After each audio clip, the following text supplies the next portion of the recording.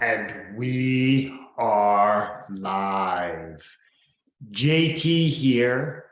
Welcome to the huddle. The huddle is where I sit down with successful people from the world of sport and coaching. It's to learn more about their journey to greatness. Why do I have these conversations? Because success always leaves clues. I want to take a moment to thank you. Whether you are tuning in live as we stream into our Facebook community, whether you are watching the replay on YouTube or on Facebook, or whether you're listening to the audio on the podcast, thank you so much for being here with me and my special guest today.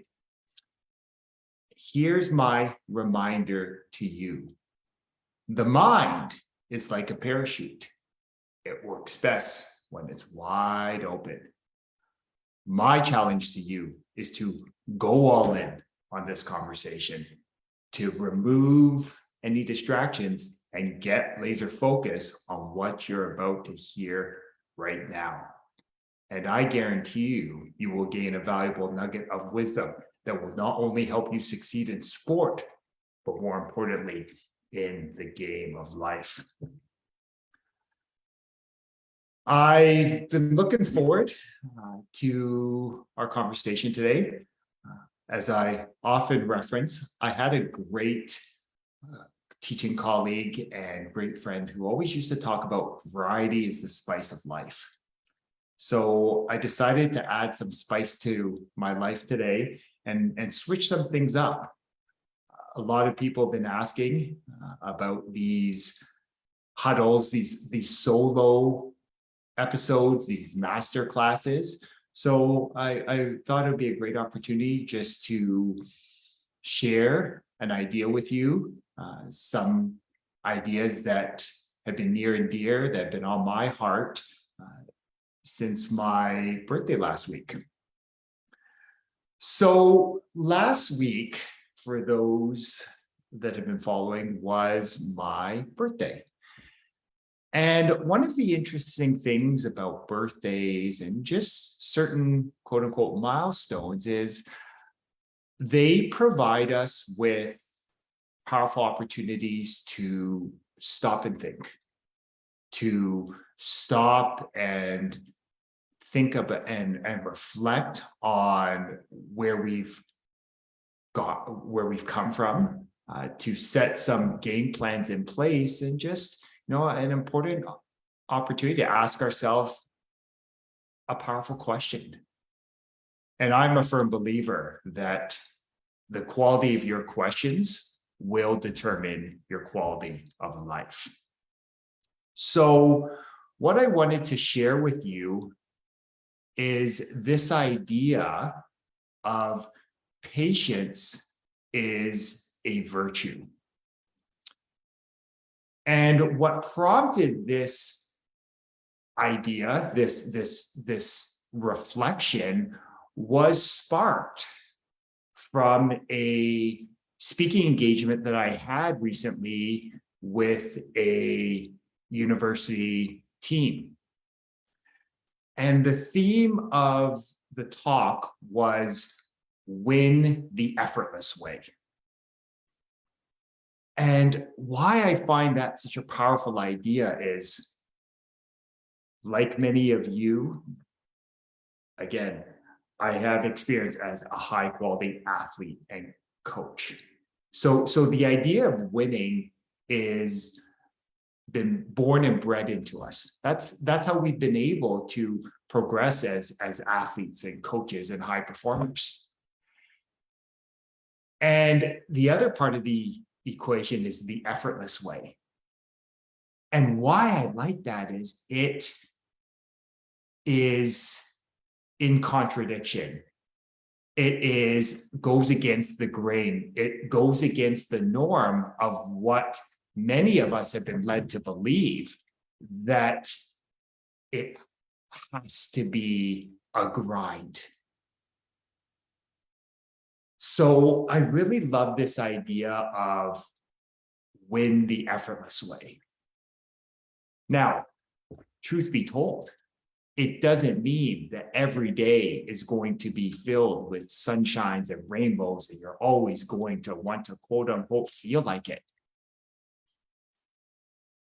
But what I would challenge you to think is you are at your most powerful when it feels effortless, when you are in flow.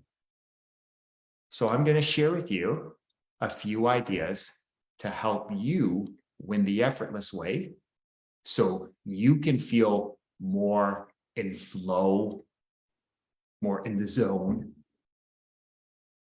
and why patience at its core is the foundational habit there. So one of the ideas that first comes up in this idea of win the effortless way. It's a big idea. What action items can you actually take from it?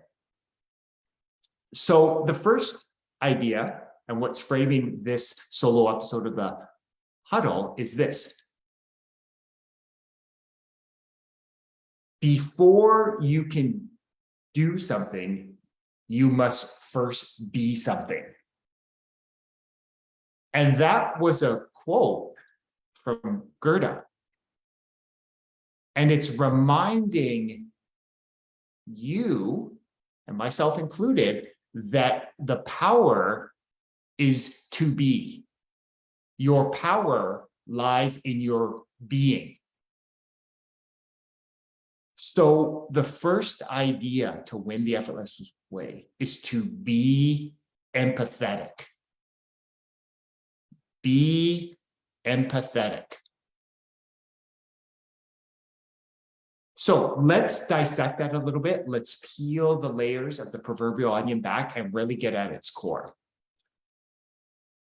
Empathy is the ability to understand and share the feelings of another. It's the ability to stand in the proverbial shoes of another, to be able to walk a mile in another person's shoes. And we've all heard that saying before. So empathy is the ability to really shift your perspective and to see the world through the eyes of another human being. And this is easier said than done at times. I mean, we all get busy with life. And it's sometimes not easy to see things from another person's perspective, especially in today's age that many parts of our world are driven just to feed us exactly the same thoughts and ideas that we have. Okay, so empathy, again, really is the ability to stand in another person's shoes, to walk a mile in another person's shoes. So this idea of be empathetic requires you to be open to diversity of thought. And again, this is easier said than done at times. But are you truly open to other people's thoughts and ideas? And it's easy when those people's thoughts and ideas are aligned with ours. But can you be open to these new and different ideas if they are the polar opposite of what you currently think and believe?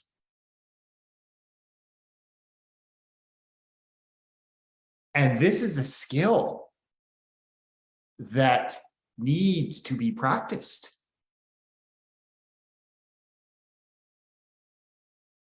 And the interesting thing is being open to diversity of thought through an objective lens. The ability to actively listen. So if someone said to you, hey, the world's flat, could you sit there and go, yes, tell me more?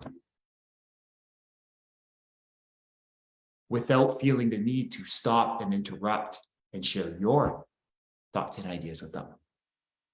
No? Be open to diversity of thought. You can agree to disagree and be open to that. That's okay. And that, again, is a skill that is so important in today's world. So again, being open to diversity of thought. And the truth is that everyone is doing the best they can based on their current level of awareness. I am a firm believer that everyone has a seed of greatness inside of them. Everyone is doing the best they can with where they're currently at. Everyone aspires and strives to be and live a happy, healthy, and wealthy life. And when you really come back to that simple truth, it does just remind you, and myself included, that we're just a human being having a human experience. So really giving people that ability to just remind ourselves of that, to practice a little bit of patience and understanding with others can go a long way. And like I shared earlier, patience is a skill. Patience is a daily practice. Patience is a moment-to-moment practice. But like any skill, whether it is learning to throw a football, to take a slap shot in hockey, to shoot a basketball, it's a skill only becomes stronger and more developed through consistent and focused repetition. Right? It's those consistent reps and sets that actually allow you to develop your patience muscle. And the really cool part is the patient muscle will help regardless of what's going on in your life. More importantly, it will help you during times of challenge, struggle, and adversity. And we all experience those things, whether it's on the football field, whether it's in our relationships, whether it's with our finances, just in the game of life. So patience. And what I found here is that creating those opportunities to practice patience is really the key that unlocks the door, that really strengthens that patience muscle. You know, I think back to this morning.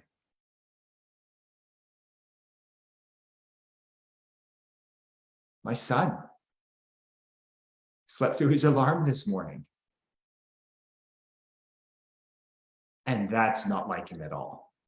He's like Dad. He likes to get up. He likes to get after it. He has his rituals, helps get his mind, help create order in his mind so he has order throughout his day. So he got up about an hour than normal. And it was a powerful opportunity because he was feeling a little disappointed in himself.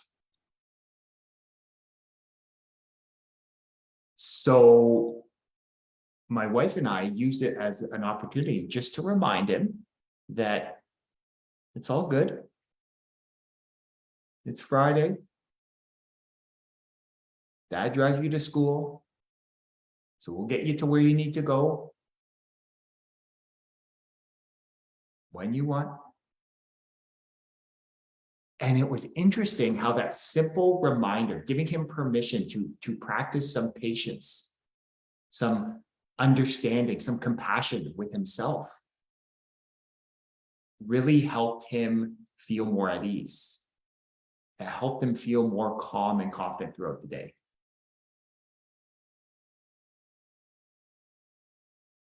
The interesting part was, and this is what a great coach and mentor has taught me, is you can only give to others what you already have yourself. So I needed to be patient in that moment, talking to him, in order to pour some of that patience into him. Could you imagine what it would have been like if I was, like with my hair on fire and saying, oh my God, you gotta run, you gotta do this. What that would have done for him? That wouldn't have benefited me. That wouldn't have benefited my wife. That wouldn't have benefited him, my daughter, anyone around. So again, find those opportunities in everyday moments to practice more patience.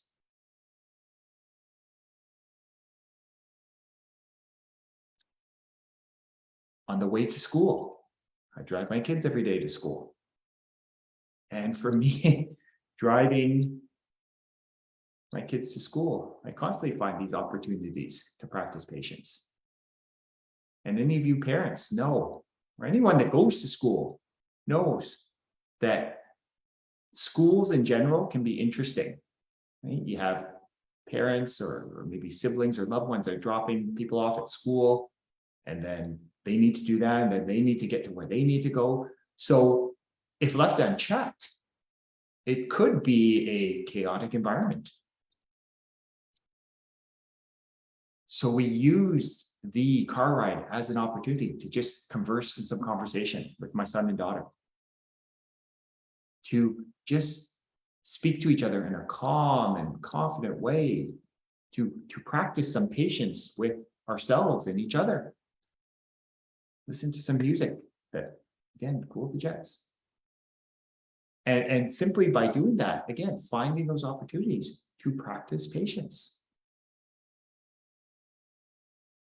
Then when we get to school, it's finding that opportunity where someone backed right out. I'm not sure whether they saw that other people were trying to get in, but they just did. Again, not right or wrong, not good or bad, they just did.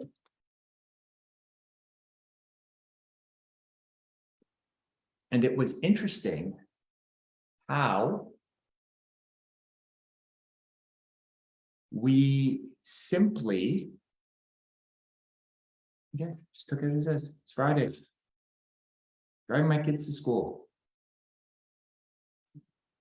Nice, cool fall day. And simply just an opportunity to practice some patience.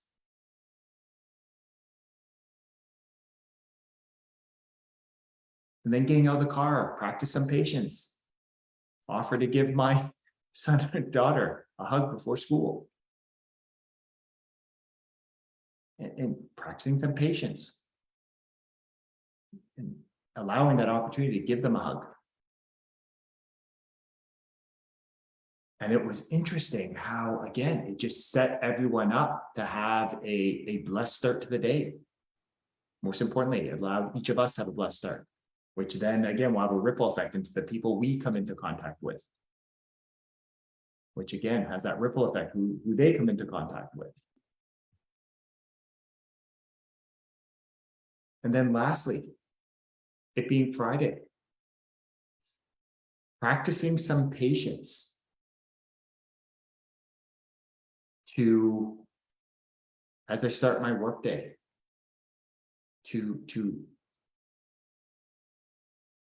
sort of ask myself, what needs to happen today for us to get to where we want to go tomorrow, like to achieve our goal tomorrow? What do I need to do today? And having that practicing that patience, having that slow transition into the day, that calm and peaceful start to the day, allowed it, as opposed to having these 18 million things I needed to do, just focusing on that one task, that one play, that next play. Game changer.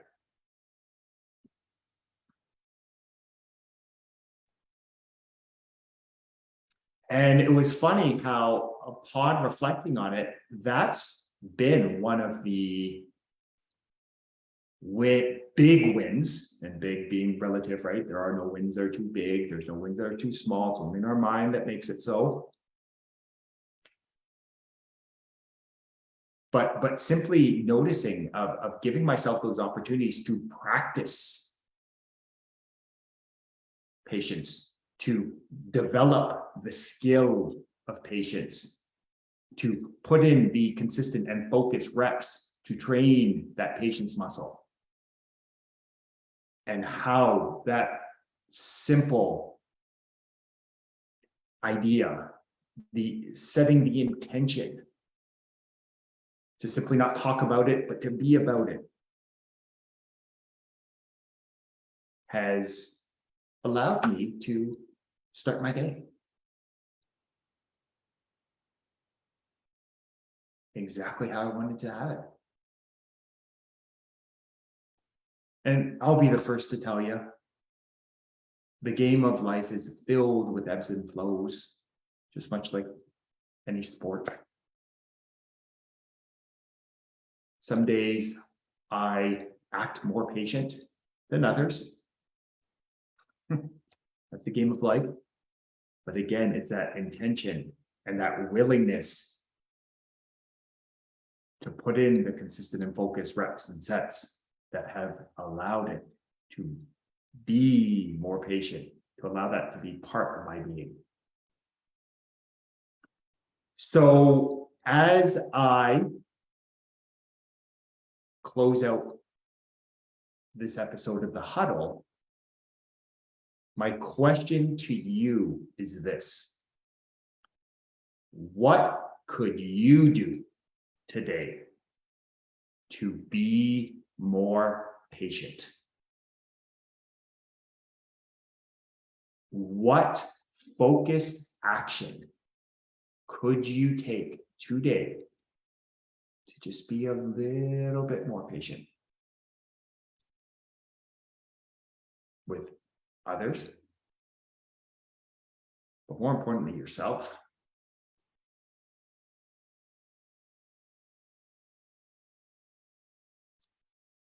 And I challenge you to with that question today.